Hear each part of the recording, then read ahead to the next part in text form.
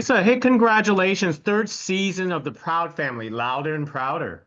It's so good to see you first off, and thank you so much. I am so excited the time has finally arrived. I know third season and a lot of a lot of praise for this animated show. But let's hear from you. Is what do you suppose is the secret to success for the Proud Family?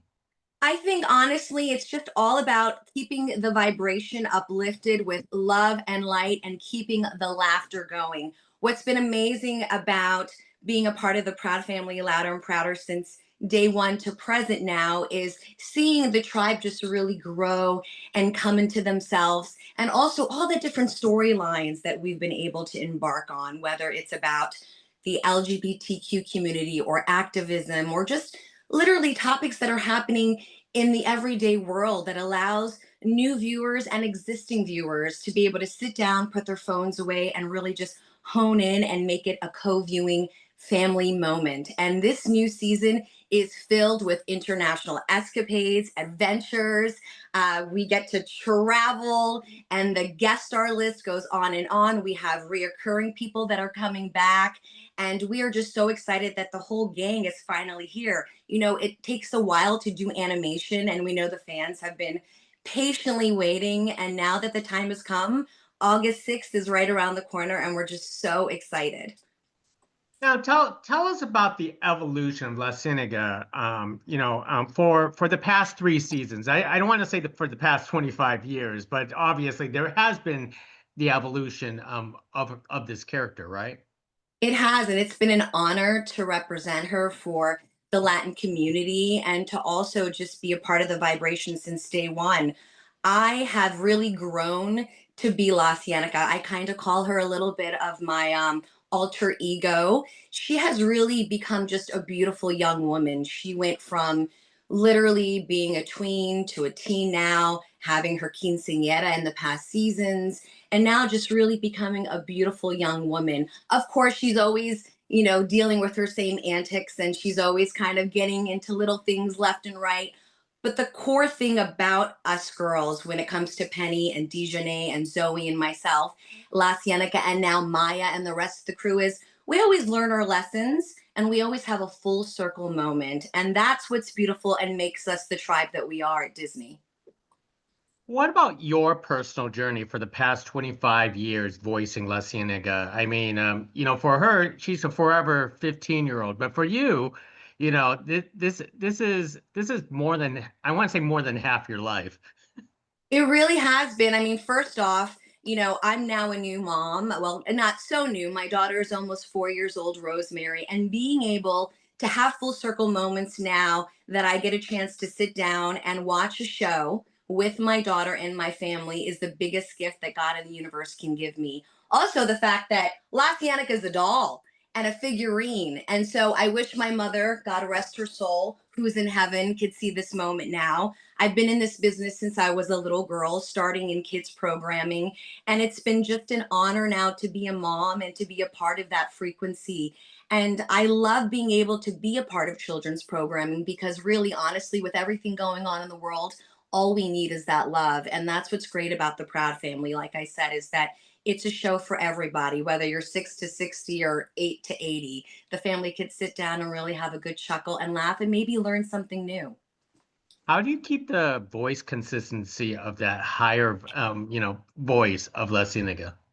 I do a lot of vocal exercises. I'm also a singer, and I've been blessed to be able to sing as La Cienega on the show and on different shows throughout Disney, such as like Broken Karaoke. And when La Cienega got a chance to do theme song takeover, I've been singing since I was a little girl. I started in musical theater. I even was in a girl singing group, and I pursued a solo music career. You can actually get my music on different platforms as we speak. So I feel when it comes to voiceover work in particular, rather than doing on camera work, it's really about how your throat is your instrument. So I do exercises, whether I do little riddles for myself or tongue twisters. And then I'm old school, not to age myself, but I have like a little CD or a cassette tape that I put into my my Walkman or whatnot. And, or, nowadays I actually transferred it onto actually listening to it on my cell phone. And I vocalize as much as possible because it's all about perfecting your craft. So I feel like, the tool that God gave me, I have to make sure that I take care of it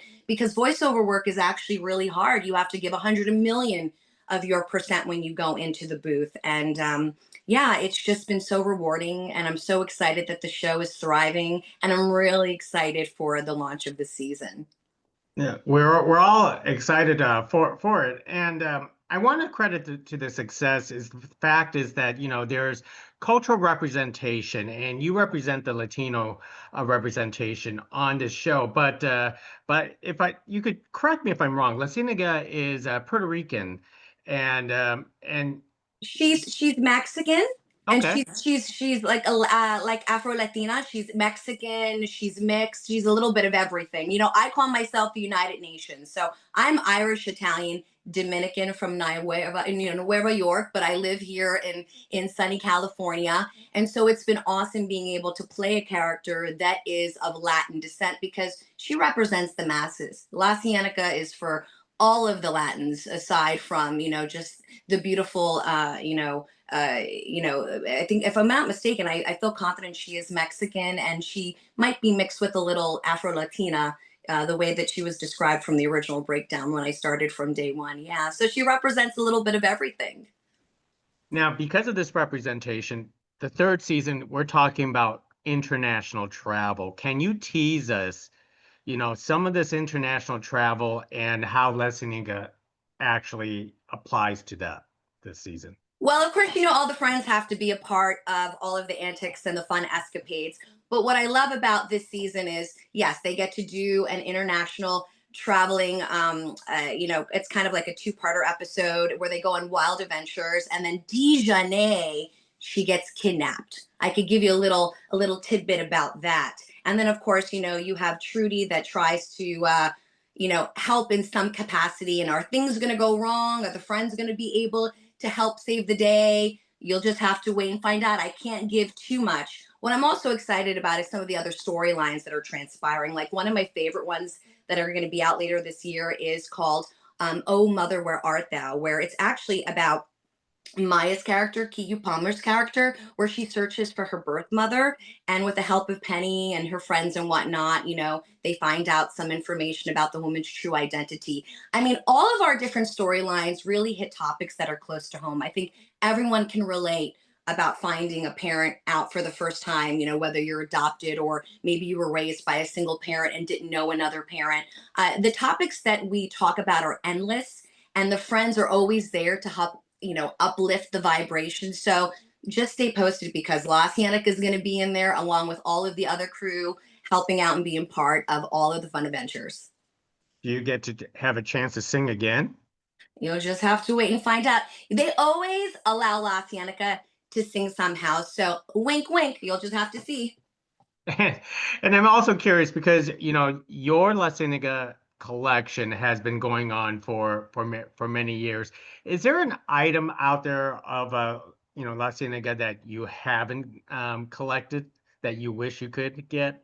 Yes, I know because I have so many things behind me. I have rugs, I have posters. My daughter's room has these little decals. There's a comforter that I have to get. I just feel like at one point my husband's going to be like, the whole house is saturated with La Cienega. And I go, as a La Cienega would say, she wouldn't have it any other way.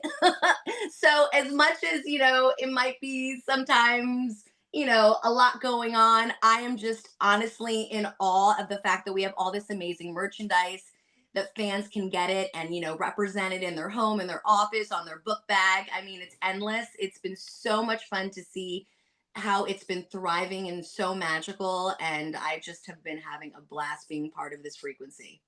No, it is pretty awesome. I know to collectors, they probably would want to know because you have a four-year-old. Is your 4-year-old allowed to play with the La Cienega toys out of the box? Yes, she is. I made sure that I gave her a doll that she can play with. But at the same time, I have a bunch that now are like, collectibles here. Sometimes I do, autograph conventions and whatnot, and people will bring my figurines, like when I've done Comic-Con or D23. And it's just so wild that I get a chance to actually sign a doll that represents me and that I play, and that is also, of mixed ethnicity. I really feel like it's a dream come true, definitely a check off my bucket list. And I thank God every day for all of his abundant blessings. Well, before I part, would you call yourself the #1 fan of LaCienega? Without a doubt. I love myself. And as last you would say, I love the camera and I know the camera loves me. Well, we all love you. So congratulations. Thank you for speaking to us again. Season 3, The Proud Family, Loud and Prouder, this week. Can't wait. Love you, and mucho besitos.